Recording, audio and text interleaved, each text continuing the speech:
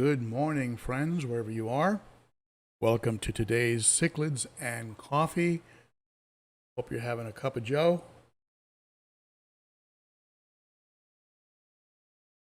Yeah. Or whatever your favorite beverage might be. Some of you, it's late in the day, depending where you are in the world. And how's the AV, my friends? Is audio visual okay?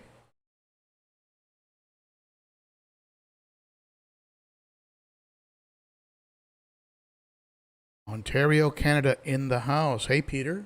Peter, thanks for sitting in today. I appreciate it. Hey, Peas and Haps. How you doing, my friend? Price tag. Is that tied into some type of a marketing YouTube channel? I'd be curious about that. Price tag. Country strong and free. I sure hope so. Good thing I have two monitors. Hey, good to see you, my friend. And Andy Teicher. I hope I'm saying that right. I think maybe I butcher it, but for sure used to do contact. And okay, all right. Welcome to the today's live stream. Angelo's in the house. Cat Sailor's here. Z-Zip. Angelo, and that's a conversation going on here. Hey, Paul Newman in the house. Hello, my friend. And hope that hay fever doesn't have you down. Hey, Michael. Michael is in the house. Fish Ranch. Let's round up them fish. All right. Try to understand them. Just round them up and brand them. What is that from? Here's a little trivia question for you. All right. Let's. We've got a lot to talk about today. And did somebody give me a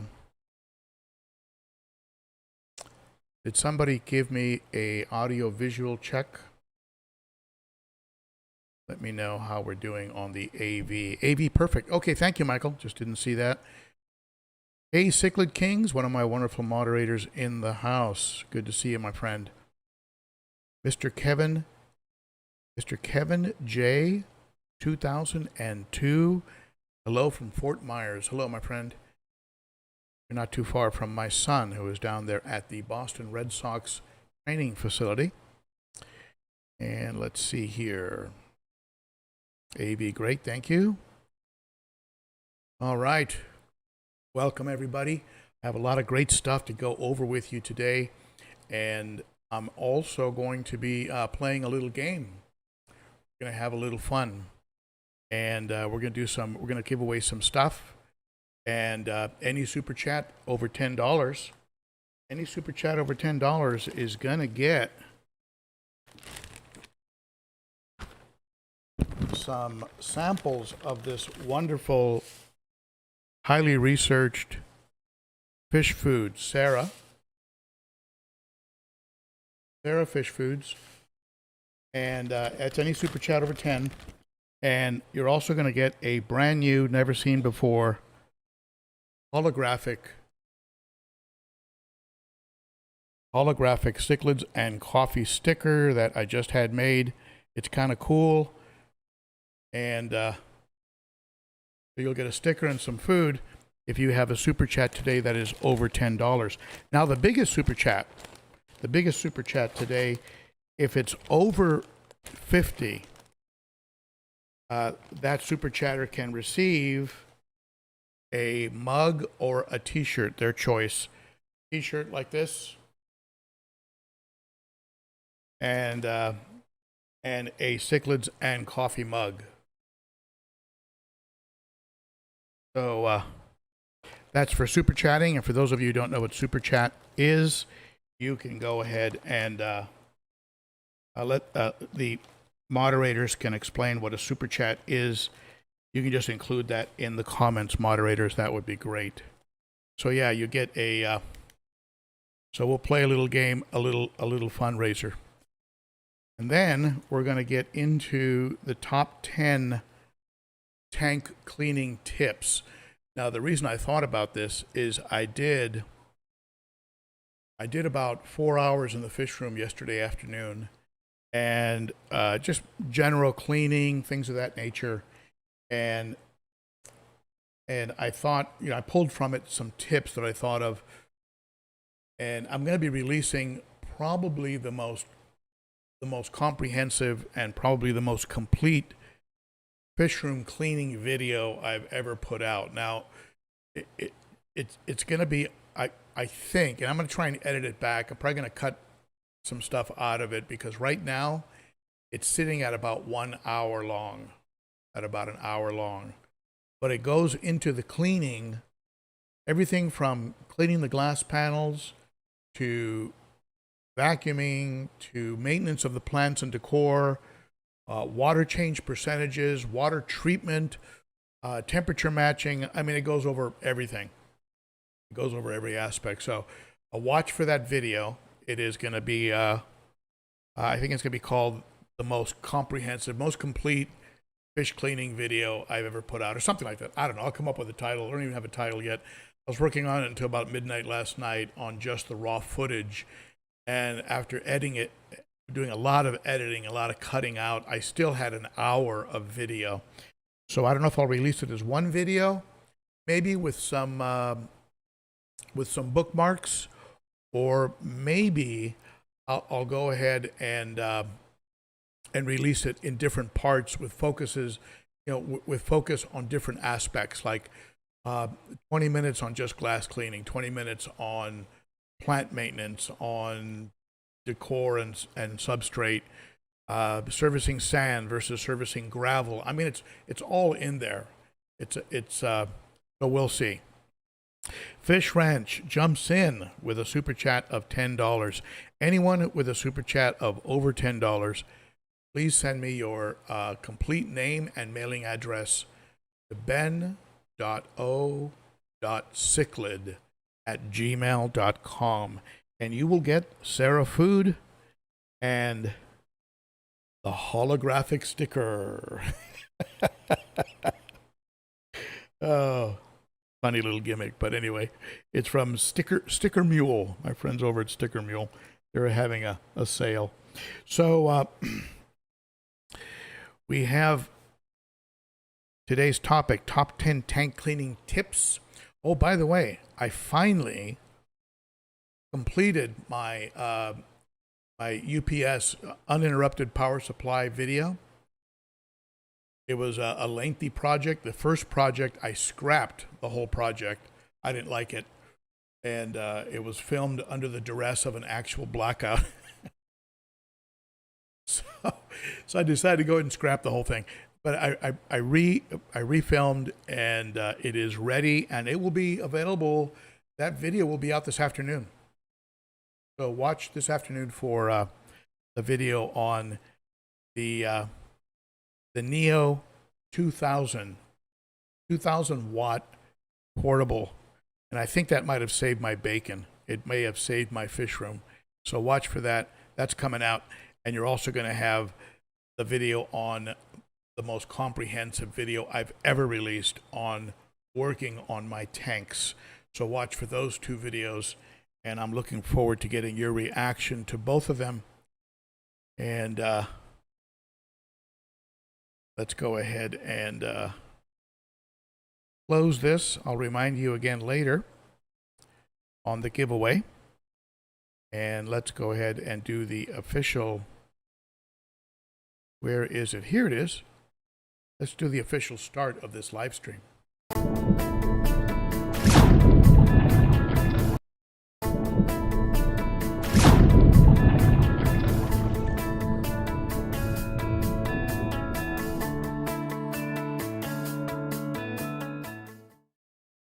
All right, now we're officially underway. So a big shout out, a couple quick shout outs to my Garage Gang, my members of the Garage Gang, the Patreon monthly supporters. They rock. They help out quite a bit, more than they know.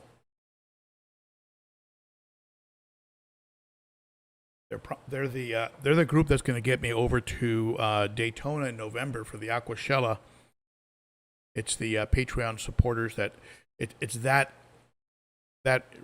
revenue from their support. It starts for as little as $3 a month, and that's what gets me to places like Daytona, Florida, and in my once a year trip. Also, a very big shout out to my wonderful moderators. I refer to them as, and I'm totally serious, the best moderators on YouTube. That includes Cichlid Kings, GP, Denny Riddell, Salient Aquatics, Vibes Aquatics. Am I missing somebody? You see, I got, hey Denny. Hope you and Mary are doing well. Thank you for coming in today. So let's see. I think I got everybody. If I missed anyone, let me know. And let's see here. So shout out to them and a shout out to the Cichlid Shack.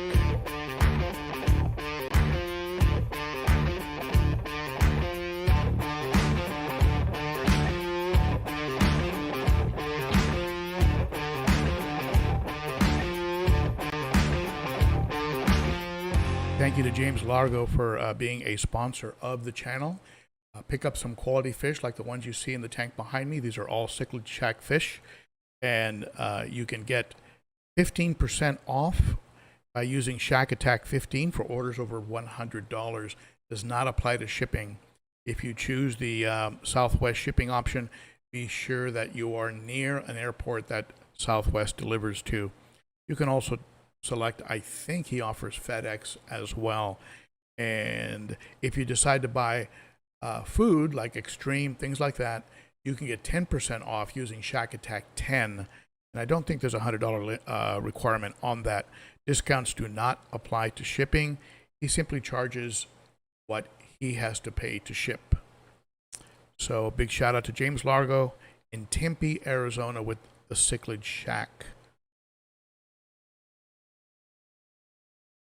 All right. So let's get into today's topic. And also at the end of today's topic, I am going to do a live lap of the fish room. I've positioned the camera in a way that I think will allow me to show you every tank without too much difficulty by rotating the head on the tripod. But we'll see. We'll see.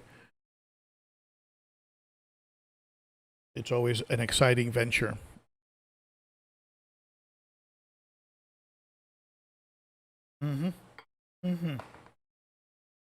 All right.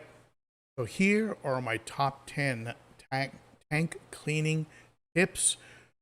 Certainly not a list that includes everything. I'll probably think of a few bonus tips as I go along. Certainly, if you can think of some as I'm going along, write them in the chat or type them into the comments if you're watching the replay. And these are just 10 that I thought of as I was doing the major maintenance of the fish room yesterday. And so tip number one, clean your filters when they tell you it's time to clean them. And what I mean by that is if you can gauge when these things need to be cleaned. For example, with a hang-on back filter, if you start to see the filter overflow, in other words, start to channel water differently through certain channels, or maybe some of them have a pop-up that tells you that it's starting to get a little bit clogged, that's the time. Don't mess around with it before that. With a sump, you might notice a drop in water pressure. In my case, with the sponges in my sump, if I notice that the water level is higher on one side than the other, I know that those sponges have gotten to a point where they're a bit clogged. They're inhibiting flow, and so it might be time to go ahead and consider a sump service. If you look at a canister, a drop in canister output pressure, and if you run your outputs of your canisters near the top of your tank for oxygen purposes, you'll be able to tell when that breaking up of the surface isn't what it normally is, and that's the time to take a look. Now, as you start to do this, I suggest you keep a record. Now, see, here's a bonus tip that isn't even on the list. Keep a record of when you did it, and that'll kind of tip you off on the next time. So you can start to dial it in. So you get a feeling like, okay, my canisters, the way I have them set up, they can run 9 months. I know that. So I have on my dry erase board on the wall, I have the last date of my canister maintenance, and I have written down the date of the next canister maintenance. So I stay on top of it that way. So dial them in, get a feel for it, keep a written record somewhere, either on the notes in your phone. They sell apps for aquarium maintenance. You can just use a notebook, dry erase board like I have in my fish room. So, and part of the reason I suggest this is you don't want to do too much too often, because when you do that, you're setting yourself up and for a possible error or mistake, disrupting the tank, creating a short ammonia spike that puts your fish under tremendous stress. So the less you mess, the better. The less you mess, the better. So that's number one. Clean your filters when they tell you it's time. Keep a record, monitor it, and know when to dive in, and know when to keep your hands off of it. Okay. Tip number 2: use reusable media. A lot of these companies, especially like companies like Marine Lens, cartridges, and things like that, they really rely on that. It's like printer cartridges. They'll sell you the printer real cheap, but you can only use their cartridge, and they cost like $50 each, and they last 3 months or maybe a month. So use media. Cut up, buy some sponges. You can buy egg crate, right? The kind like the egg crate style sponges on eBay or at my Amazon store if you want, and which is eBay essentially, or I'm sorry, which is Amazon. My Amazon store, you can just go in via the Amazon.com/shop/Ben Ochart, and that takes you into my store. It's just like getting to Amazon, but you're using my link, and it helps the channel. But buy those sponges and custom cut them. You can they're big enough so you can custom cut them for a canister or a hang-on back for really any application. If they're thick enough, you can even make DIY prefilters that you can slip over the intake of filters, and that'll help a lot too. So use reusable media. It'll save you a lot of money. Rinse, put it back in, and if you follow Primetime Aquatics, he just rinses in tap water and puts it all back in. Never has a problem. Some of you feel safer by using tank water. That's your call. But I just rinse in the tap, get it nice and clean, put it back in, put it on, and we're good. There is so much beneficial bacteria if you're not messing with the rest of the tank. There's so much of it in your substrate, on your decor, on everywhere else. You should be okay. So use reusable media like pads. And I use the egg crate sponges, but I also use the pads that are sold by Aquarium Co-op, both the white pads, and they also have the ammonia pads and the phosphate pads. I'm currently, the ammonia pads are great for a brand new tank where you want to, or a tank where you've noticed any kind of ammonia irregularities. Phosphate pads are great if you're trying to control algae, blue-green algae, bearded algae, things of this nature. Cut back the phosphates, use the phosphate pads. All right, point number 3. I've got to keep drinking coffee just to keep my throat lubricated here.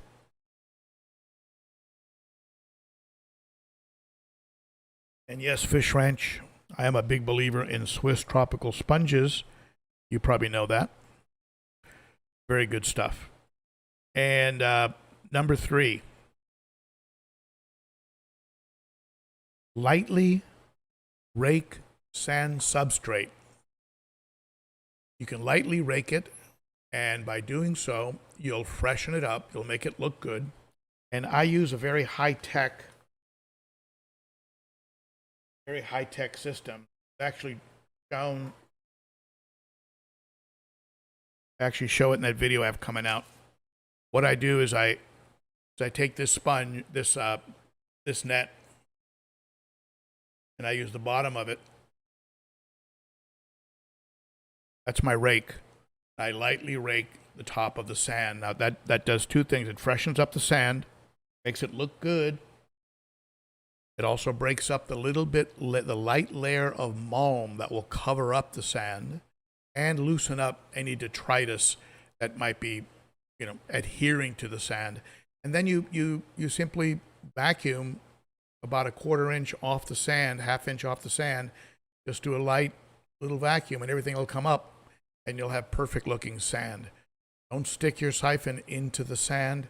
In my case, I leave the substrate alone because, of course, I think there's beneficial bacteria down there. So I don't want to mess with it. I leave it alone. Some people talk, what about gas buildup and that? I've read that that's a wives' tale and maybe a problem in saltwater tanks. But with fresh water, it simply bubbles out. If anything does get trapped in there, I've never had an issue with that, even though I have, as you work your way towards the back of this tank, I'll have 4 inches of substrate. In the 210, it's 5-6 inches of substrate. As you get to the back, never a problem. So lightly rake your sand and to freshen it up, and that's probably the best way to work with a sand substrate. Point number four. If you have rocks in your tank, you don't have to necessarily pull them out and scrub them down. Especially if you have heavy rocks, you risk having one slip and crack your tank. There's a lot of problems you can get into. All you have to do with rocks really is turn them. And I turn the rocks over in my tanks. And what that does is it shows you the fresh side that was in the substrate and wasn't growing any algae or getting dirty. So I have a brand new fresh rock. And then every maybe once a month or so, I just turn my rocks. And you can see they all look great. Rocks always look good. You make them out. No need to really scrub them. Now, if they get really, really dirty, I mean, if you have a window that puts light into your tank, you're running your lights really long, you're going to get a lot of algae buildup. Maybe you want to scrub them down a little bit. I'd consider getting a Pleco. Pleco will do a good job for you on your rocks. Point number 5 in my top 10 tank cleaning tips. Point number 5. Clean the decor, the plants, the inside of the glass. Clean everything before you do a water change. And because you want to get it all as much as you can into the water column so that when you then pull the water out, you're taking a lot of that suspended stuff with you on the way out. Now, in my case, I usually have a filter running the entire time during a water change. So what's being kicked up is being not just pulled out of the aquarium as part of the water change, but also being taken up by the filters. So just keep that in mind as well. Hey, Robert, buy a better rake. I'll take that $4.99 and I'll go to the toy store and I'll buy one of those beach buckets that come with the little kids rake. I'll get one of those. Let me see, did I miss any other super chats? I got Fish Ranch. All right, thank you, Robert, for that. And don't forget today, any super chat over $10 gets Sarah food and a holographic sticker.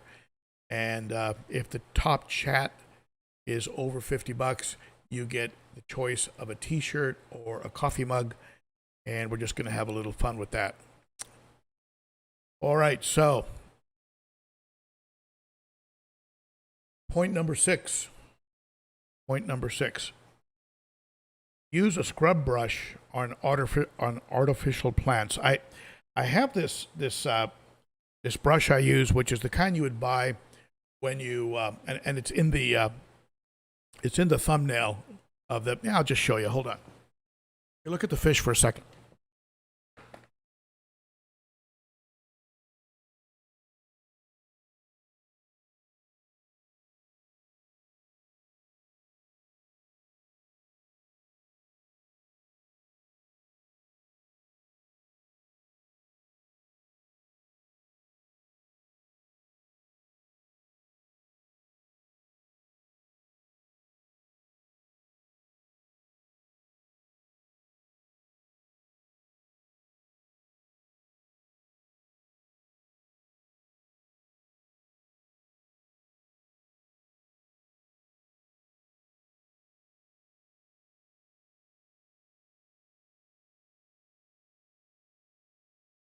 All right. Hope you enjoyed your time with my fish. So this is the brush.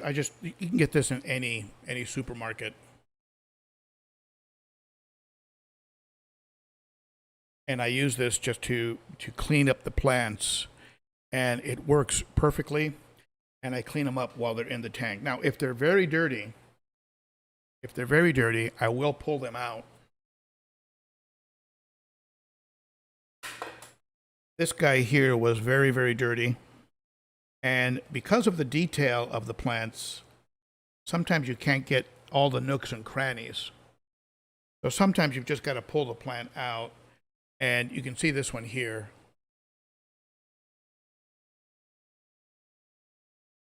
It looks like new. It's just in perfect shape. And what I did is I soaked it in a bucket with about a quarter cup of bleach in a 5-gallon bucket for 24 hours. Then I rinsed it really, really well. And then I let it sit in that same bucket with fresh water and a dose of conditioner. Not that different from what you would do to recharge Purigen, right? Very similar to the recharging of Purigen. But, and they come out looking like new. You don't really have to do anything. You'd have to scrub them and all, because the very detailed plastic plants are a perfect home for algae, brown algae, black algae, green algae. And they can just be a pain to clean, because there's so much detail, so many nooks and crannies, especially these plants I used to get from the elite cichlids when they were in business. Tremendous detail, but so I give them a light touch up, because usually the parts closest to the top, to the light, will get brown first. But sometimes if the brown really, really starts to spread, I'll just pull it out and drop it in a bucket. That works really, really well. I mentioned the pads earlier, and these are some samples. This is a co-op ammonia pad.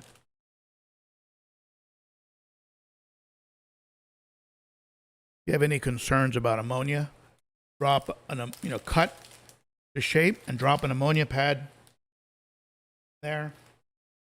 Just a general day in and day out pad. You can use something like this. There's also phosphate pads, which are green. I don't have one because I just used them in one of the hang-on back filters. They even have a couple pieces here. These are carbon pads. You can add carbon to your filter in the form of a pad. And like most carbon, that's a pad that I would throw out after about a month or two. I would probably just throw it out and replace it with a plain white pad. So there you go.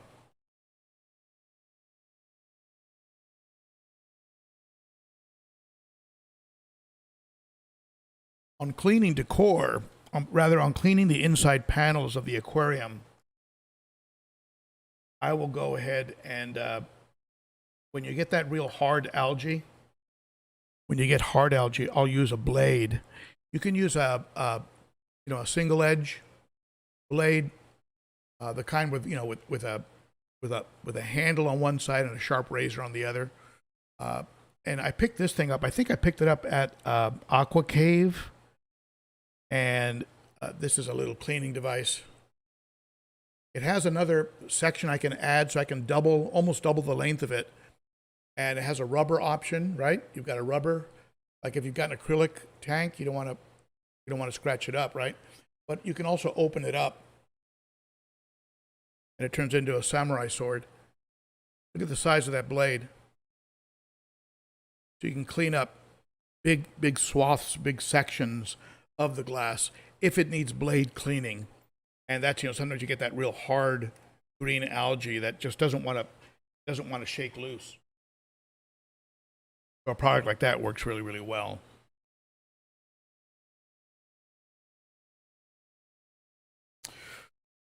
All right, where was I? All right, let's see. Clean decor, plants, glass, use a scrub brush on plants. And yeah, number 7 was use bleach or hydrogen peroxide on the plastic plants that can't be just scrub clean. Point number 8 is to rethink algae. Algae is not really that bad. Algae actually is consuming nitrates, consumes ammonia, and of course nitrates, and it the fish eat it, they peck on it. It's green algae, of course, in particular, and in some cases, I know Corey over at the Aquarium Co-op, he used to talk about how algae was a sign that a tank was actually reaching a level of maturity where it was getting close to being really safe for the addition of fish. That's kind of a cool way of looking at it. So definitely rethink algae. I don't mess with the algae on the back of my tanks, and I usually have some green and brown algae in the very back of my tank. Unless it gets really super unsightly, I just leave it alone. I don't mess with it. And I let the fish and the plecos, peck at it, and it just becomes part of that eco, right? That ecosystem. Point number 9.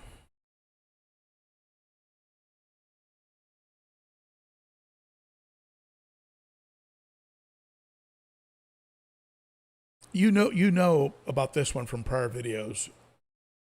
You can extend the amount of time between cleaning by 2 to 3 times by using prefilters.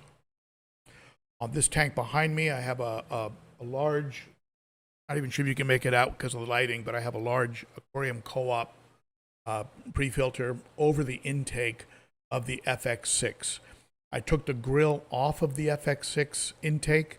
I drilled some holes in the pipe, and then I just slipped the sponge over the pipe. You can also DIY by getting chunks of sponge. Someone mentioned Swiss Tropicals. If you order sponges from Swiss Tropicals, they'll custom cut and they'll send you the leftover pieces. And very often those leftover pieces are blocks of high quality sponge, and all you have to do is cut a slice into the middle and slip them over an intake.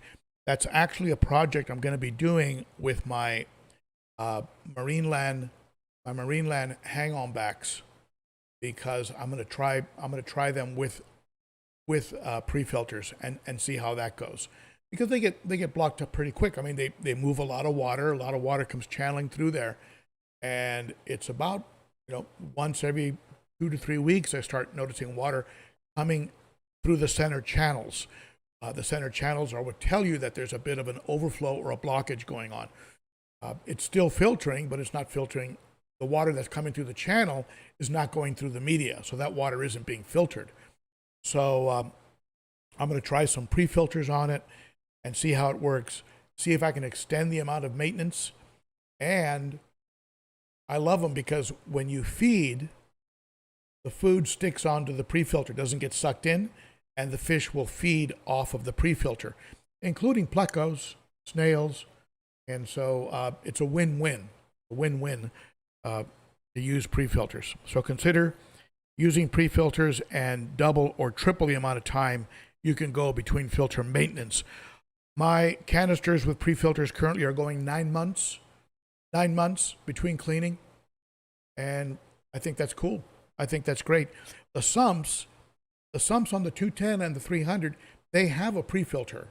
When you consider that the socks, the filter socks, work as a pre-filter, and they get swapped out like once every week or two. So there is a pre-filter there. All right, let's see. Cichlid King, Marineland actually has pre-filters on the shelf in the store. Hey, I'll check them out. Thank you for that, John. I appreciate that. I wonder if my local fish store, the Aquatic Critter, has them. Maybe I'll call, or maybe I'll use it as an excuse to visit the store. Okay, my last tip. Well, maybe there's a bonus tip. But my number 10, less is better. And what do I mean by less is better?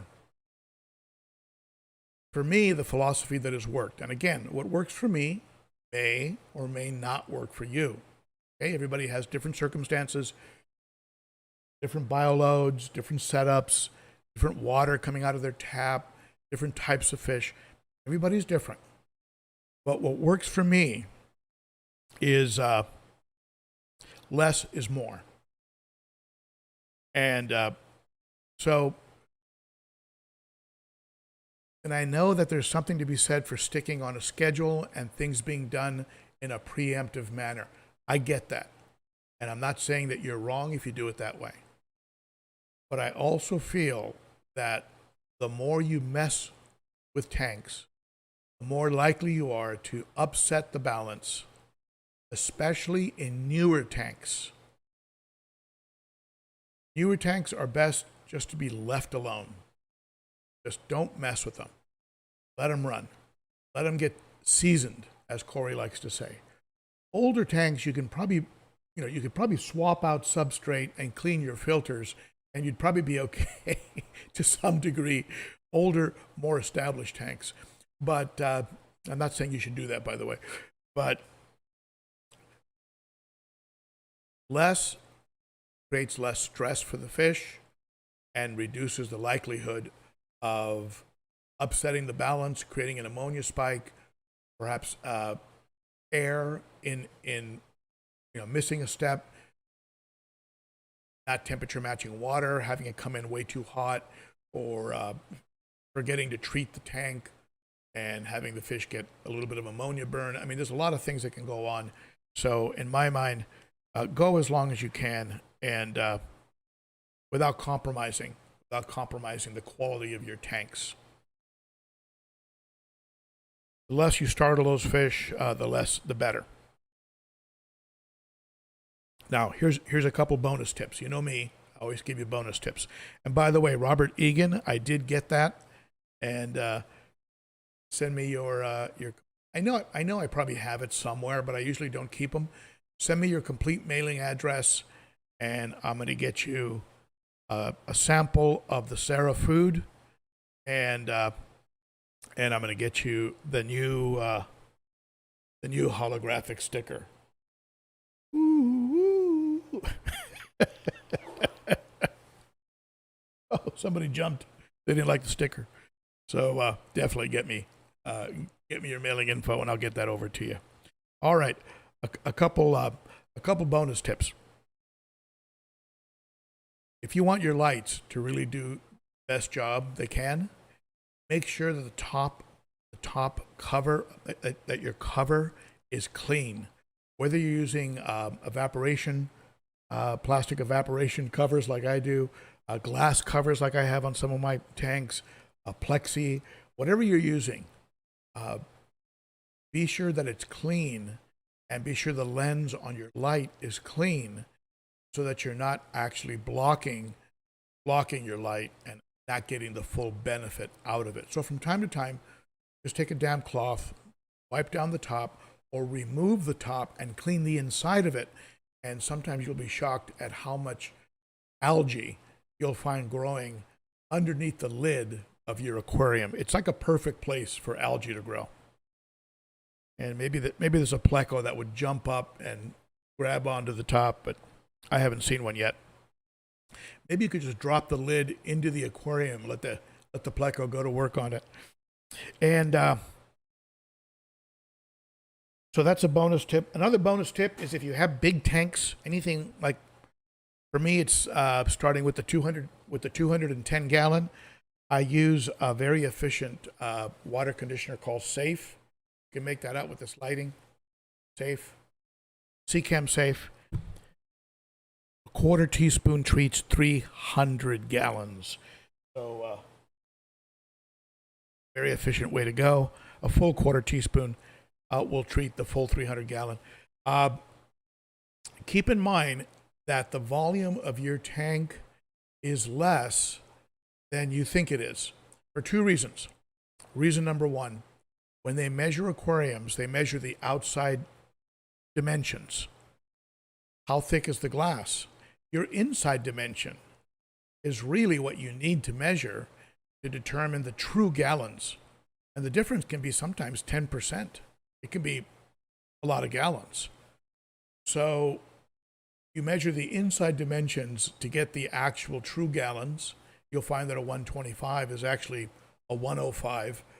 And the displacement that occurs from the sand and rocks and even the mass of the fish is also, so your 125 is really a 95.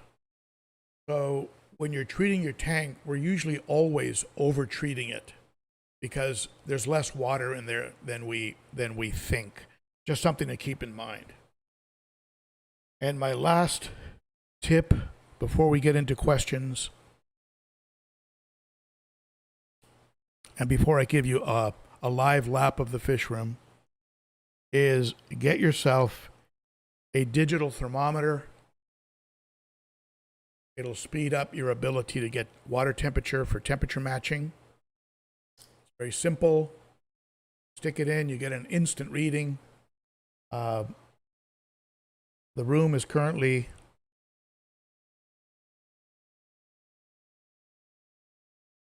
this is telling me that the room temperature is right around 80. No wonder my heaters aren't working. And my heaters are off. This one is by a company called Taylor. It is at my Amazon store, but you can get them. You can find them anywhere. But the Taylor one has been very, very reliable, and I haven't changed the battery in probably 4 years, and it still works pretty fast. So consider getting a digital thermometer. And I think that's the last tip. Is there another one? I don't know. But let's take a quick look at the tanks, and I'm going to give you folks a little tour, a live tour. I'm going to turn off my my lights. I have what I call softbox lighting. I'm going to turn those off so you can just see the tanks, and hopefully you'll be able to see them okay. So let's go ahead and do that. Hold on here.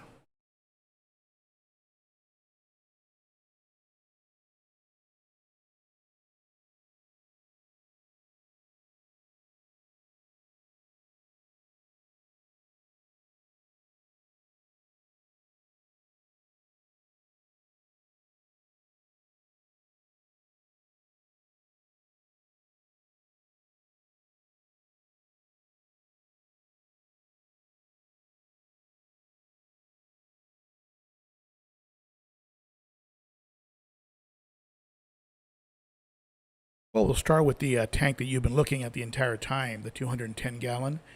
It just had a nice cleaning, 30% water change. And yes, those are Christmas lights. It's always Christmas in my fish room. The fish are all doing very, very well. And that's the 300 gallon, filtered by an FX6 and a sump that is primarily Swiss tropical sponges.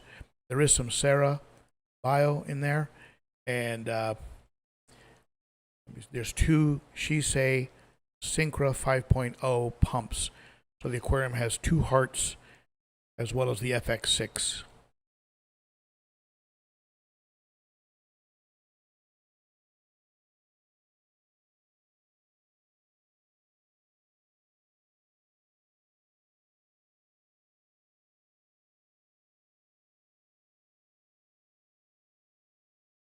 See, the 210 is doing very, very well. The little green tear has really become, really gotten comfortable in there.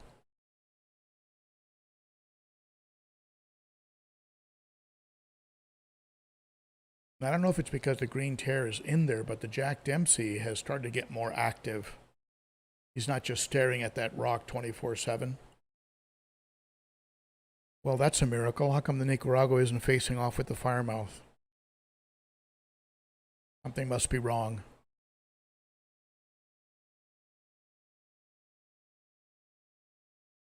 Oscars are rocking.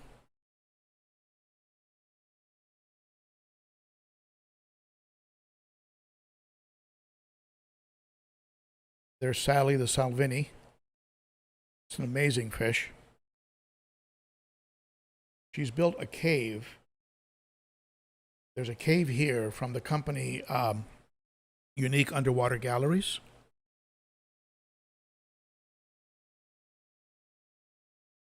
And she's dug all the substrate almost down to the glass. So she has this sort of sunken entrance into the cave. She uses that cave, and she uses a cave that is on the other side of the aquarium. She just bounces back and forth. Well, there they are.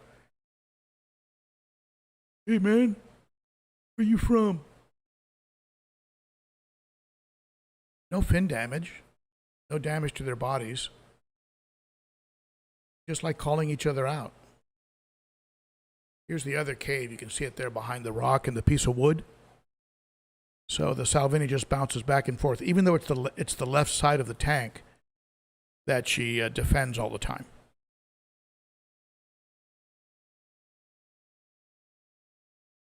All right, let's go around this way.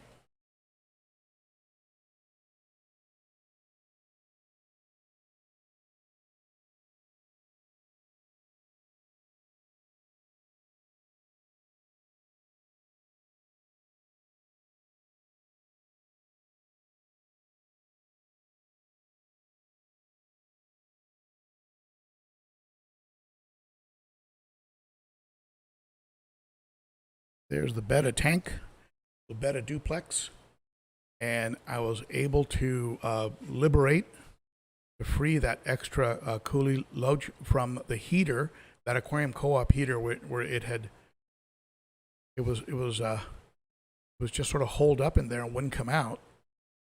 So I was finally able to coax them out. I got it on video, but I'm not sure if I like the exposure of the video. I'll try and correct it. But the loach, both of them were swimming together earlier. It's very, very cute. I wanted to get them some company. Loaches do better in groups. I'd eventually like to have between 3 and 5 loaches in there. They are sort of a perfect tank mate for a betta.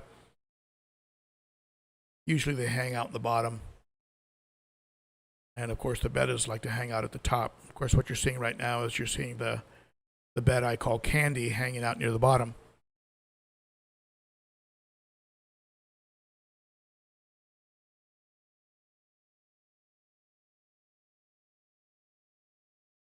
I got a little pleco in there too. Both of those are okay tank mates. I don't see red velvet in there anywhere. That tank got a water change and plant maintenance.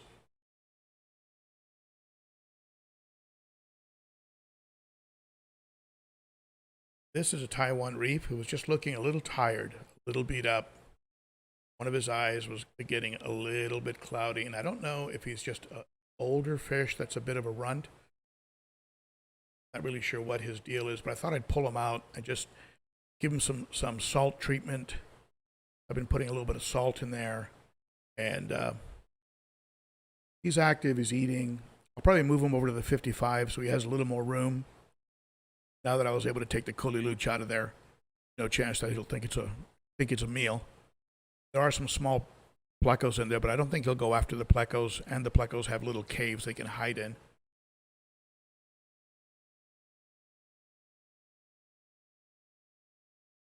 Here's the live bear tank.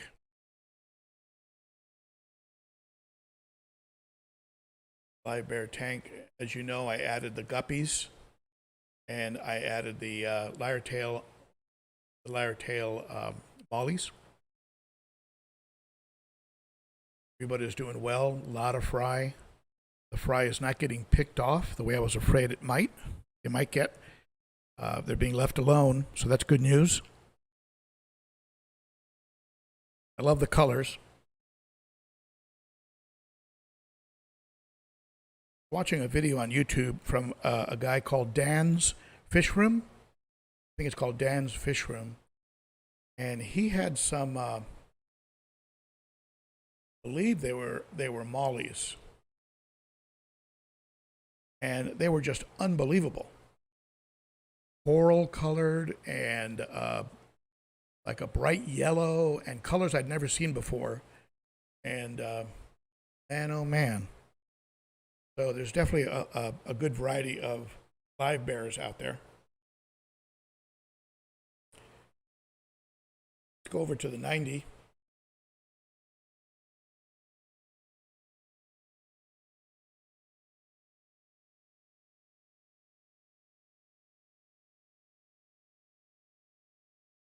Probably know I added those 4 young silver dollars, and they are doing very, very well.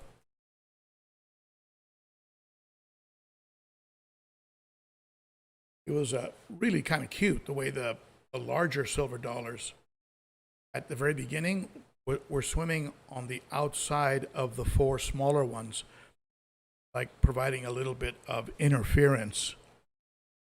Like they went into almost like a parental, parental mode.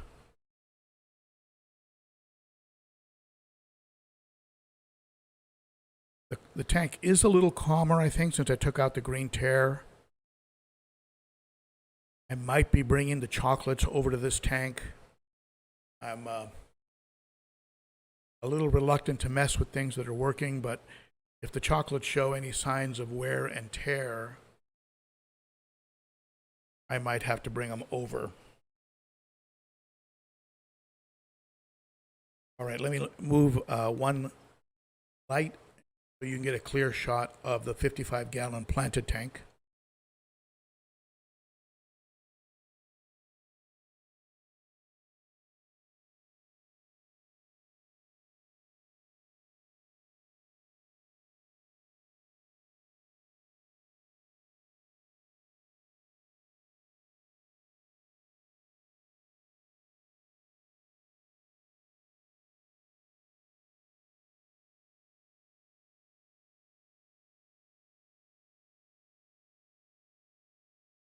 Here's the 55 planted tank. It is doing very, very well. As you can see, all the fish are thriving. I haven't had any issues with any of the fish. Plants are doing okay. There was a little bit of black algae, and I added phosphate pads. I've been doing some 20% water changes to kind of keep phosphates down, and hopefully that will help. And then if the bearded algae starts to die off, eventually those leaves will get cut off, and then new growth will come in, and eventually I can end up with a nice green tank. I will be adding more plants. There's a type of sword that every time it sprouts, it gets chewed back down, I think by the Buenos Aires tetras, but it keeps sprouting. It keeps sending out new shoots. So I'm just going to leave it in place and let them go ahead and munch on that, and that way maybe they'll leave the crypts and the Anubias alone and the other plants that I have in there.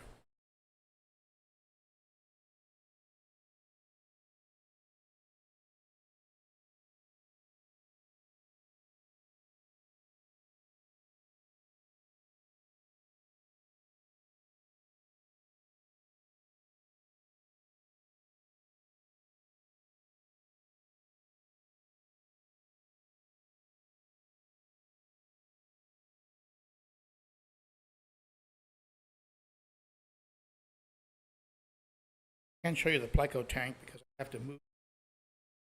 have to move everything. Maybe one day I'll put this whole rig on wheels. We can just wheel around. But that's pretty much the lap, the live lap of the fish room. So let me go ahead and get everything back in place, and I'll take up your questions.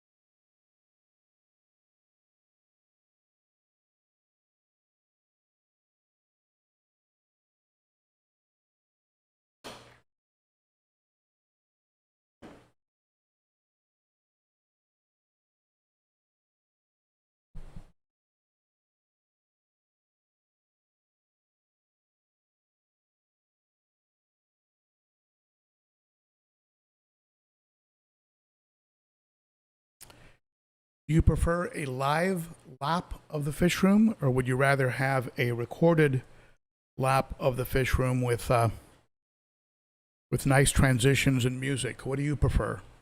Tell me in the chat, and maybe we'll do it that way from now on. All right, let's take a look at what's happening in the chat.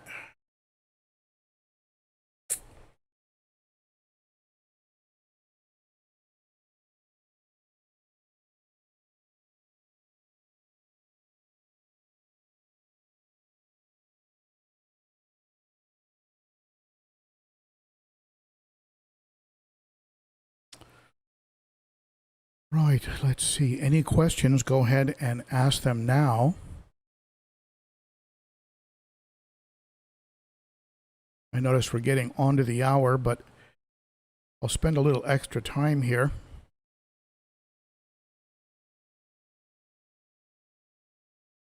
Did I miss any super chatters? Do I owe anybody a sticker? I think we're good. All right.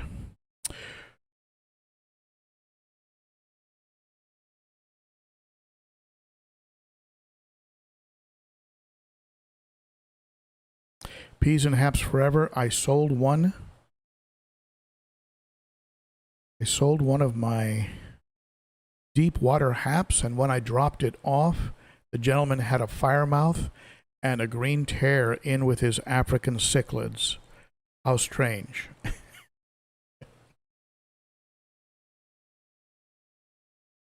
Oh boy. Well, you know, one of those things that it works until it works until it doesn't, right? It'll probably be okay until it's not okay. I mean, at some point, one of those fish might become very territorial. If there are no females, the likelihood is less. You also have water parameter differences. I mean, you have fish that prefer a hard, a higher pH. I mean, you have certain water parameter things to keep in mind. A lot of these fish are bred locally and with local water, so it might not make a difference. But at any rate, yeah, I've seen that quite a bit, and I don't get into it. I don't judge. I'm hey, your tank, do whatever you want with it. I'll throw a goldfish in there, throw a red tail catfish. It's your call. You got to research though, but and they learn eventually. You learn. I mean, if you don't research ahead of time, you're going to learn eventually anyway, one way or the other. So it's just a sort of choosing how you want to learn, right? So, all right, let's see here. Vibes Aquatics, you are welcome for the live stream, my friend. And Andrew123, every tank is looking good. Now, Andrew, if you check out the video I'm going to be releasing maybe on Sunday, the most comprehensive fish room cleaning video I've ever done. I've edited back to 1 hour. So far, I've got an hour of content, so I'm not sure if I'm going to release it in parts or I'm going to release it all in one shot, maybe with some bookmarks. I don't know. But you'll see exactly what I do to keep every tank in tip-top shape. And so if you're interested in that, that will be available to you. Michael Lodinero, CO2. This obviously helps plants grow. Now, someone mentioned to me, Michael, and maybe you can comment on this, that I didn't have enough plants in the aquarium currently to warrant CO2. That even though there is a fair number of plants in the aquarium, it's not an aquarium that is so planted that CO2 should be used. So I don't know. I was thinking maybe after I add another wave of plants, again, I'll go over to the aquatic critter, see what kind of plants they've got. I'd love to have some tall, sweeping plants that would kind of give me a bit of a frame, or maybe I'll end up with enough Sprite that I'll have a top cover. I don't want to get into something like duckweed that goes out of control, but maybe just more Sprite. And all of my Sprite needs to be cleaned and trimmed. That's another job I'll be doing, along with the cleaning and servicing of a few filters this coming week. So there's always something to do, but we'll see. I don't know. I was just told that I'm a little bit lightly planted right now for CO2.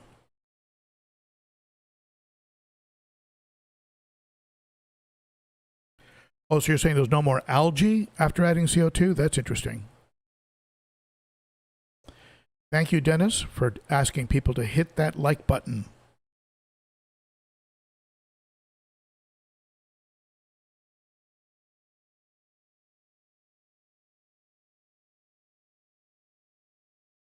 Peas and haps forever. What pleco? Peas and haps, I'm very biased with the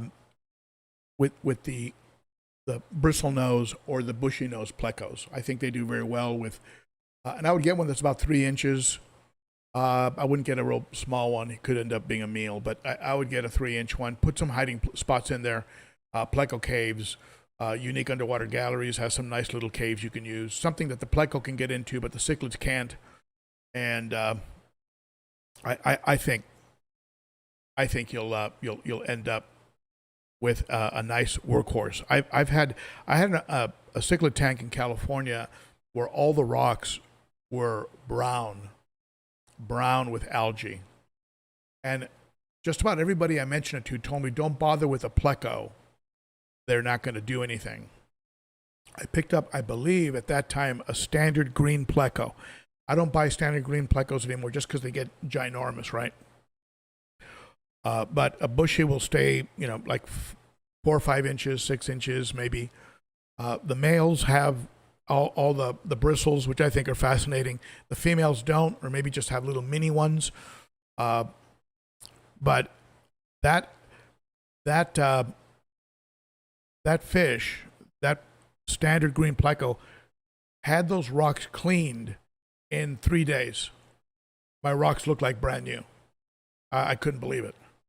I mean, it was like, if there was a service somewhere where, rent a pleco, right? Go over, you pick up a pleco, drop it in, they do a real once a month cleaning, take the pleco back. All right, so some of you saying the live lap. You like the live lap better. Okay, I get it.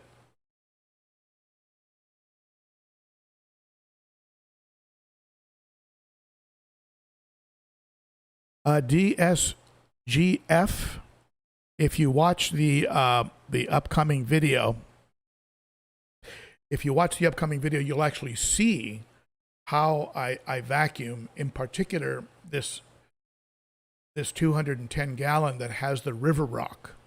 I get in there because it traps a lot of detritus, and the gunk that comes out of there is disgusting. Between the poop and how much I feed, I feed these big fish a fair amount of food twice a day. I keep them satiated so they don't start to look at each other as a competitor for survival. So it's part of my aggression plan. Not so much that I would get bloat.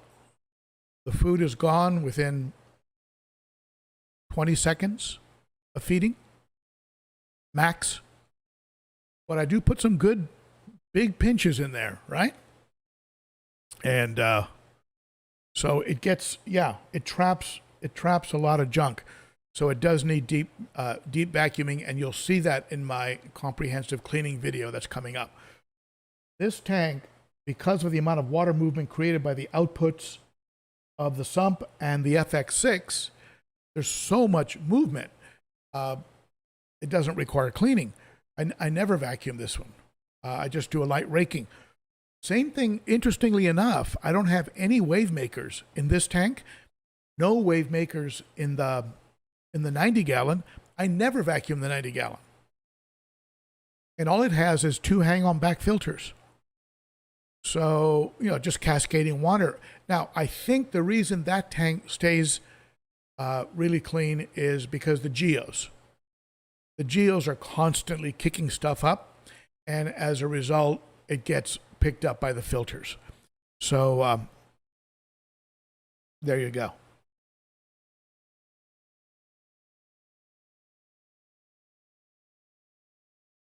I hope that answered your question.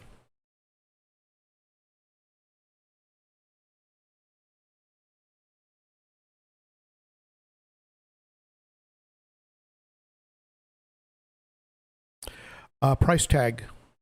Price tag has a question. Local fish store had 3 frontosas, 1.5 inches long. I started a peacock hat male, 6 fish, about 2.5 and a 75. Would adding the frontosas for the beginning stage be okay? Perhaps for the beginning stage. And I would really watch them because the frontosas are very mellow, and there's a chance that the peacocks might go after them. So if you see if you see fin damage, if you see the tails beaten up, the sides of their bodies maybe missing a scale or 2, be ready to separate them out. If you don't have another tank, buy a tank divider and put it in there and keep the frontosas separate. But you can try it. I had a frontosa living with cichlids in California for quite some time. His name was Eeyore. He always seemed a little bit depressed. Then I found out that a frontosa specific tank works a lot better. They don't like a lot of bright light, so you have the lights turned down just a little bit. Maybe you have 5 or 6 frontosa in there, and maybe a pleco, and they're as happy as clams. They like hanging out with each other, and if you're lucky, maybe they'll start breeding. Now, you know this already probably. Frontosas can live up to 30 years. They get ginormous. They get enormous. As they become enormous, they're pretty mellow. They open up their mouth. It's like a hippopotamus. It's massive when they're fully grown, but they don't really go after other fish normally. But again, try it out, and it'll work if you keep a close eye on it. But be ready in case it doesn't work. And frontosas are great fish. Love that fish. And let's see here. Looks like the consensus is you prefer the live lap of the fish room. All right, I hear you. Maybe we'll stick with live laps. And then what I'll do is I'll pull, if I want to then release the lap as a standalone video, I'll maybe pull it out and just edit it out later. The only tanks I couldn't get onto the camera, Cichlid Kings, was the 29 gallon, which is currently an empty hospital tank, and the baby pleco tank.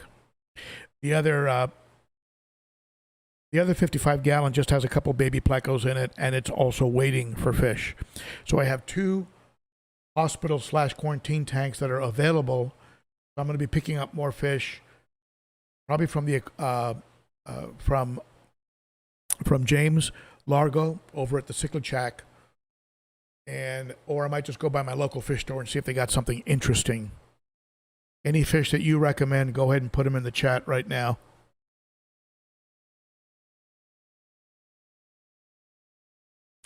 Angelo comes in with a super chat. Thank you, buddy. If your super chats add up to $10 or more, be sure to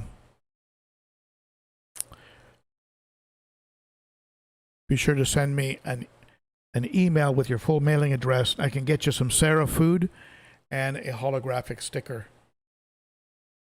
which is the Cichlids Coffee holographic sticker. And I'll share with you some of this wonderful Sarah food packet that I received from Sarah. A very well established company out of Germany, does a lot of research on all of their food. Am I pronouncing this right? Hiro Ortega? Hiro? I know it's not gyro. Hiro Ortega, I hope I'm pronouncing that right. Let me know. Thank you so much for that super chat, and I love that cat. I think, is that a cat or a dog? Whatever it is, it's very cute. Thank you for that super chat. Michael, frontosas are very slow growers. That's right. You will have a lot of time. It's like people that say, well, don't put that clown loach in your aquarium because they're going to get too big. Yeah, they get too big like in 12 years. But for a very long time, you're going to have clown loaches that are between 2 and 5 inches. So eventually maybe you get a bigger tank, or maybe you end up rehoming them.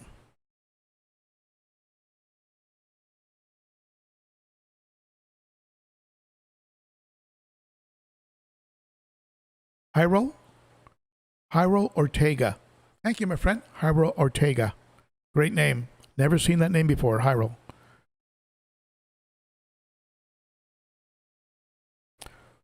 All right, did I miss any chats? No, I didn't. Any other questions? Throw them at me now. And this has been a fun live stream. Remember, I've got the video coming out on the UPS, the uninterrupted power supply, the Neo 2000, 2000 watts that saved my fish room. Watch for that video. It'll be out, I believe, this afternoon. And then I'm going to try for Sunday, but I've got a lot of editing to do, and I have to decide whether to do it in one video or several videos on the comprehensive cleanup I did in this fish room, and where you'll get to see everything from substrate to plants to decor to water changes to water treatment. Everything is shown. The only thing I didn't do is I didn't service a sump or a canister, and I didn't clean out my sponge filters, but pretty much everything. I was in this fish room, I think, for about 4 or 5 hours. I was exhausted. You have the work to do, but then you got to move the cameras and the lights and and then realize that your microphone didn't work. And so all right. So let's see here.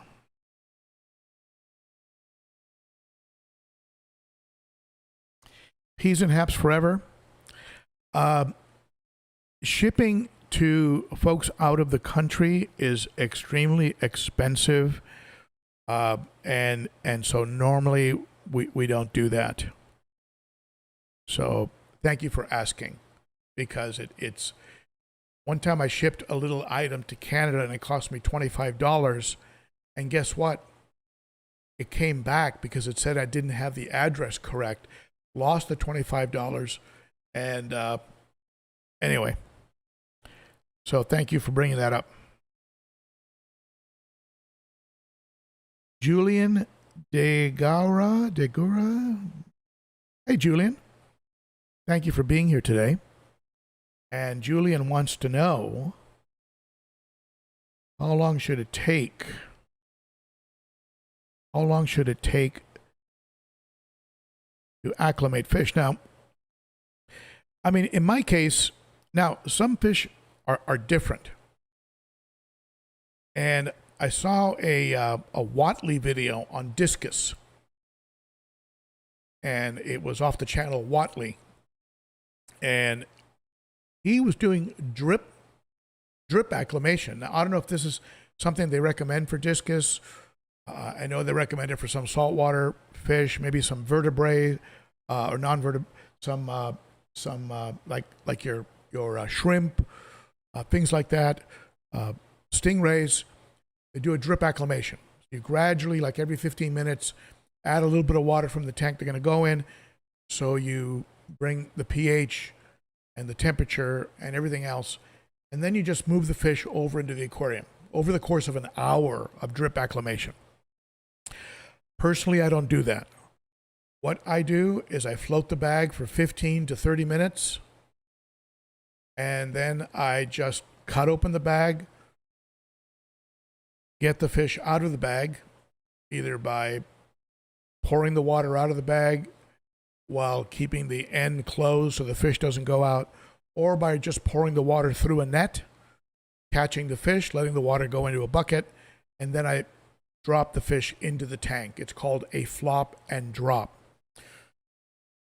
Now, I watched a video one time that talked about how a fish that's been in a bag for a long time, the second you open the bag, the oxygen creates a surge in ammonia in the bag.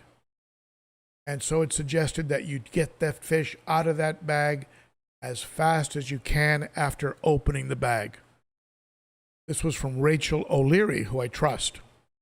This was why I was a little bit shocked when I saw the Watley video that he was drip acclimating over an hour, leaving the fish in the bag that it came in, and then every 15 minutes or so adding a little bit of water from the aquarium. So you've got to acclimate the way you feel comfortable. I'm a flop and dropper. If I get other kinds of species that require something different, hopefully I'll do a little research and educate and catch it and do it right, like a stingray, let's say. But Julian, I hope that answers your question.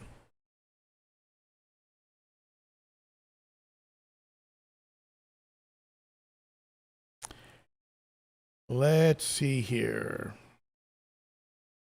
Any other questions?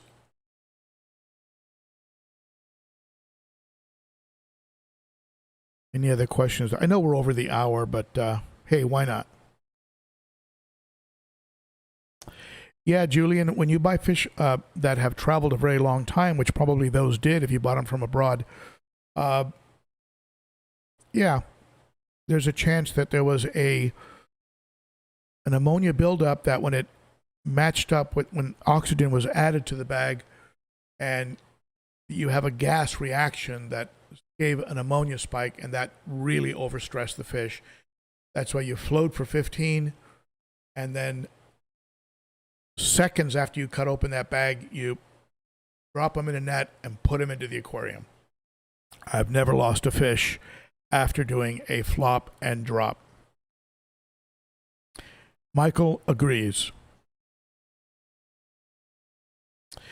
Cat Sailor, I was going a little light, and what I was doing, it's about a 5 gallon. I have that fish, the Taiwan reef, in a little 5 gallon. I think it's aqua top bow front acrylic, and I put a heaping tablespoon of Fritz plus 1 plus. I think it's called Fritz salt, and you can get the same result with Epsom salt, I think kosher salt, and of course you can buy fish specific salt. But 1 heaping tablespoon. I wasn't trying to do like a shock where you do like a 5 tablespoons, you dip them in there for like 5 seconds and 10 seconds and pull them out and then put them in other water. I wasn't trying to do a salt like a bath, a salt bath.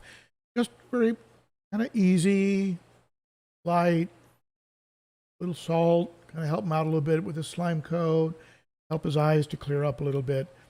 And if I don't see him respond to that, maybe I'll drop a little Metro. Maybe use, I'm a little reluctant to use the meds, but maybe try an antibiotic.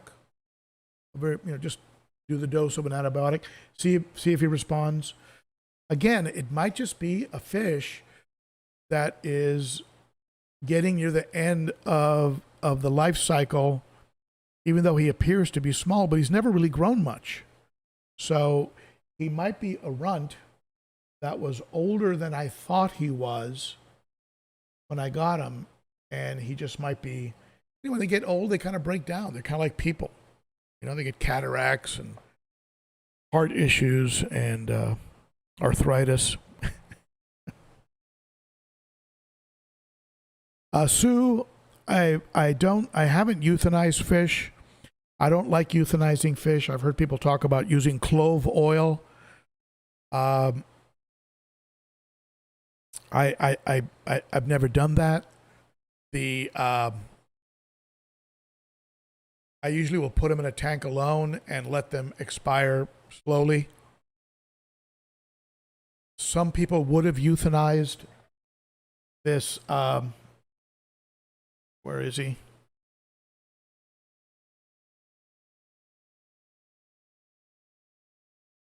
My Autopharynx tetrastigma,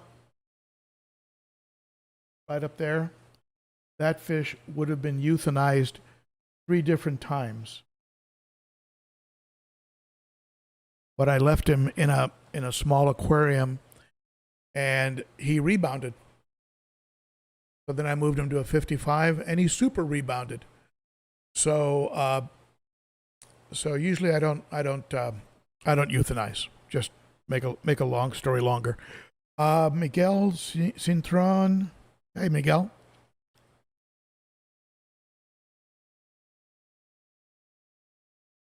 Yes, that's what he's trying to do.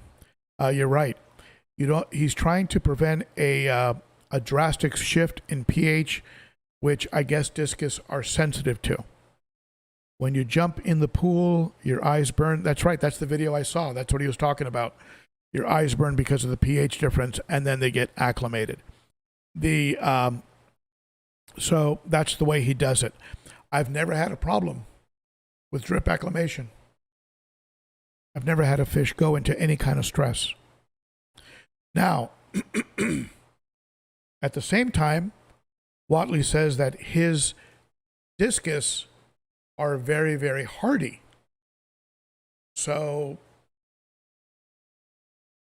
but you know what? If I got discus from him, and if you're watching, and of course it's not Watley that's watching. Watley has passed away, I believe, but the gentleman who runs that runs it now, a Latin fellow, I think.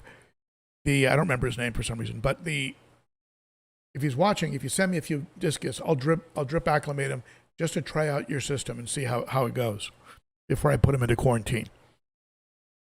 All right, let's see here. Miguel, I use flop and drop, but for discus, I get it because they're supposed to be, yeah. At the same time, he says that his are very robust, so I don't know. I almost euthanized my tetrastigma. Is that something that happened to you, or are you suggesting a title for my next video? I almost euthanized my... I almost intentionally killed. Some folks don't know what euthanize means.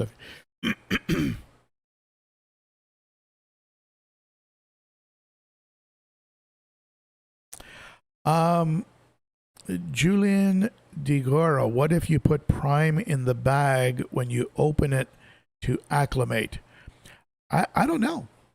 I've never tried that. And I guess you just put a couple drops in there.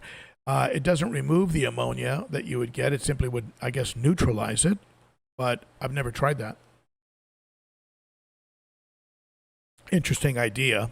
I mean, you're kind of doing the same thing when you put them into a tank that has been treated in an indirect way. But again, I've never really had a problem.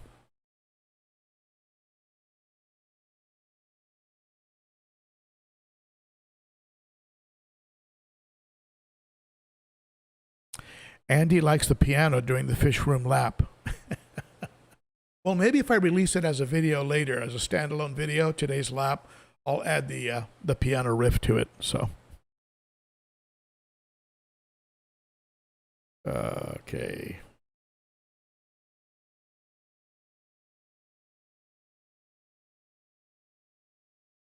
All right, so any other questions, go ahead and hit me. If I don't pick up your question, it doesn't mean I don't love you. It just means I didn't either see it or I saw another question that caught my attention first. Kevin Rosenberg wants to know how are firemouth cichlids. I love firemouth cichlids. I love the one like the kind I have with a little bit of green around the eye. If you get several of them and they pair up to breed, they're going to get pretty aggressive. Mine is pretty territorial, as you know, with the Nicaragua. They're always kind of facing off, but they don't attack each other with the viciousness that I see, for example, with peacocks. More peacocks than haps. But I like them. I love them. I love the red. The way they drop that red section behind the gills, and if you get the ones with the green around the eyes, I think they're just striking. They're just beautiful fish, and so I recommend them. I imagine if you get 3 or 4 of them and they pair up, you're going to have some interesting fun that I'm not currently experiencing. They really do change when they get into breeding. I had to get rid of the male Nicaragua because when they paired up and made their little breeding cave, they became different fish. The colors were spectacular, but the behavior was crazy, especially the male. And they weren't even full size yet, and they were terrorizing other fish. I ended up rehoming the male and keeping the female because I like the color pattern on the female more. Cichlid kings, I've sent a few to the porcelain god. That's how you've euthanized fish. Yeah, I mean, it's, you know, it's kind of sad when you do it, but sometimes you have to. I get it. And if anyone has ever thrown out a fish that they thought was dead and then saw it wiggle as it was circling the toilet, that would be emotionally traumatic.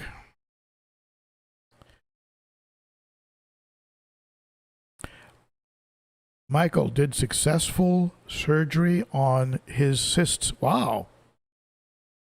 Very cool.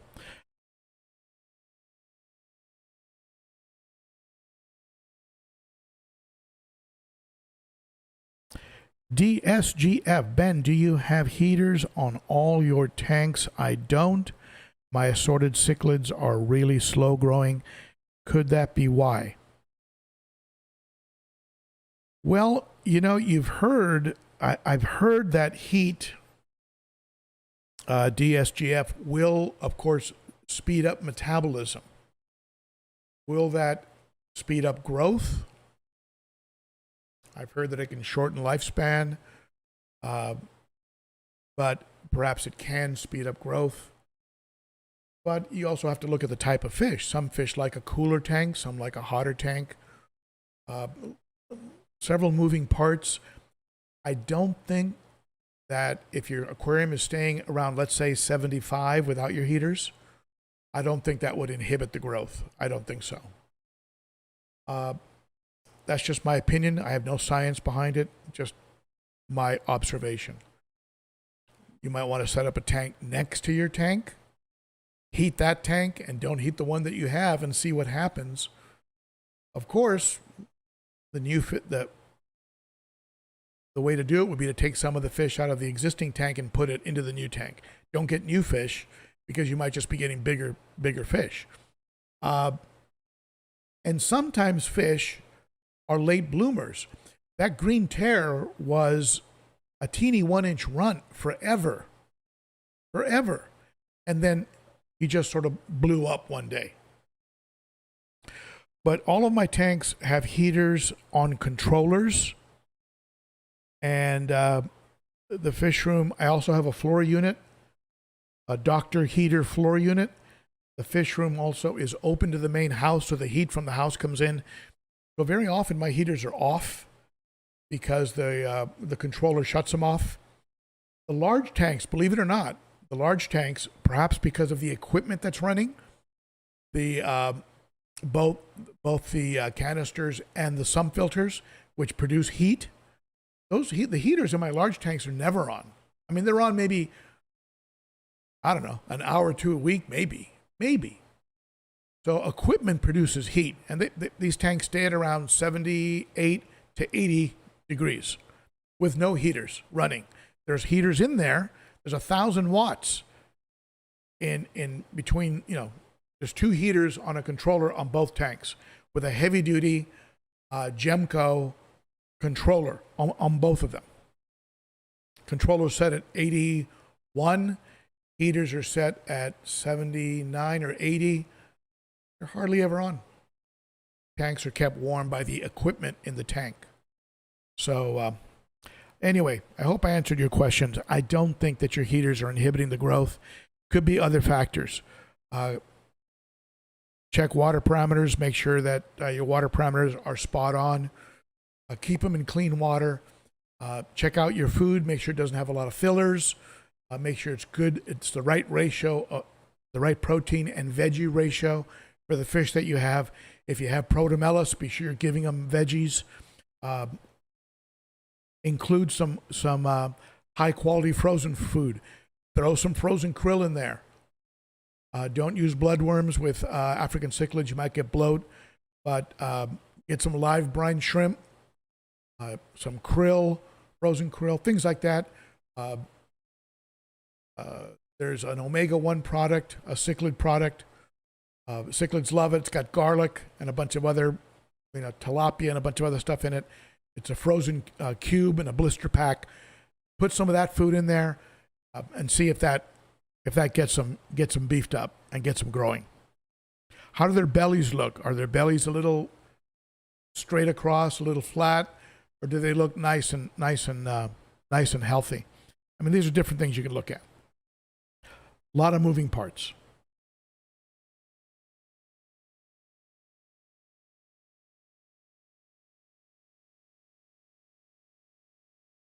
Cat Sailor has a fish gravesite.